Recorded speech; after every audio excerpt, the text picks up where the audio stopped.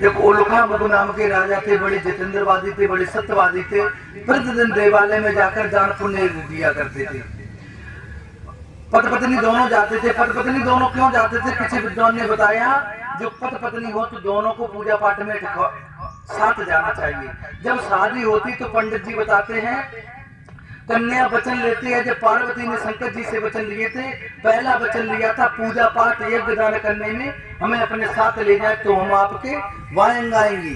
तो इसलिए पति अकेले जाते, आधे भाग धर्म पत्नी के भाग में आ जाता है। पूजा पाठ का आधा भाग किसके भाग में आ जाता है? धर्म पत्नी, जो धर्म के पति के बताए हुए मार्ग पर चलती है। ऐसा नहीं पूरिया के भाग में चले जाए, पति की बात नहीं माने और सोचा आदि पुण्य हमारे भाग में आ जाएगी।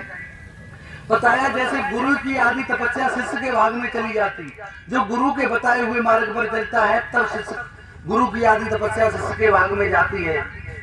और गुरु के बताए मार्ग पर नहीं चले तो कैसे चली जाएगी गुरु की आदि तपस्या? बताया दोनों जाते थे देवालय में। एक बार देवालय में थे तो एक वैश्य बनिया आया है। बताया घर में धन नहीं तो कभी दान नहीं करना चाहिए, धन नहीं तो दान नहीं करना चाहिए। और भगवान ने धनवान बना दे तो 1000 में या 100 रुपया में 1 रुपया दान कर देना चाहिए। और भगवान सबलाय को बना दे तो दान करने में कभी कंजूसी नहीं करनी है। और जो ज्यादा बड़े कंजूस होते तो भगवान की माया है, कोर्ट कचहरी दीवानी लग जाए। और ज्यादा हो, आपने जीवन भर कमाया और भगवान की कृपा हुई, आगरा बुला लिया, वेंटिलेटर पे लिटा दिया, 20 दिना में जितना कमाया उतना कमा दिया। देखो धन नहीं तो कभी दान नहीं करना चाहिए। और भगवान ने थोड़ा धन दिया तो श्रद्धा भाव से 100 रुपए में 1 रुपया दान कर देना चाहिए। और भगवान ने सबलाय को बना दिया तो दान करने में कभी कंजूसी नहीं करनी चाहिए। एक वैश्य बनिया आया, उसने कि आप क्या कर रहे? उन्होंने कि हम सत्यनारायण का व्रत कर रहे। कि सत्यनारायण के व्रत से क्या होता है? कि सत्यनारायण का व्रत जो भी करता है वो धनवान गुणवान विद्यावान हो जाता है, भगवान उसकी सभी मनोकामना पूर्ण करते हैं। बताया भगवान उसकी सभी मनोकामना पूर्ण करते हैं।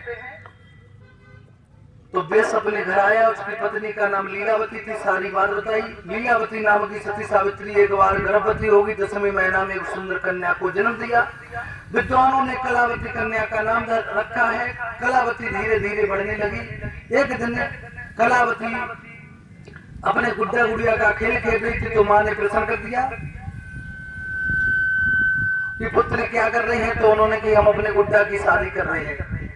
तो लीलावती के दिल में झटका लगा है, हमारी पुत्री गुड्डा योग हो गई। लड़की या लड़का जब शादी योग हो जाए तो शादी कर देनी चाहिए, नहीं माता पिता पर दोष लगता है। किसी विद्वान ने बताया है लड़की या लड़का शादी योग हो जाए तो शादी कर देनी चाहिए, न माता पिता पे दोष लगता है। पहले नाई और ब्राह्मण जाते थे, नाई और ब्राह्मणों ने लड़की के माता पिता के साथ घात किया तो लड़की के पिता स्वयं चुनने लगी। अब जिनके परिवार में संस्कार नहीं है लड़की या लड़का के, वो स्वयं पर चुन लेती हैं। जो अपने माता पिता के लड़का या लड़की के खिलाफ चुनती हैं वो जीवन भर सुखी नहीं रहते हैं। क्यों नहीं रहते हैं? किसी भाई की शादी हो, 4-5 साल कोई बाल गोपाल नहीं हो तो भगवान के मंदिर में जाता है, संत महात्माओं से जाता है, डॉक्टर के पास आता है कि हमारे घर में एक लड़का या लड़की हो जाए। और लड़का लड़की हो जाए फिर जो बाजार में जाए कोई चीज खाए तो सोचता हम अपनी लड़की या लड़का के लिए ले जाएंगे।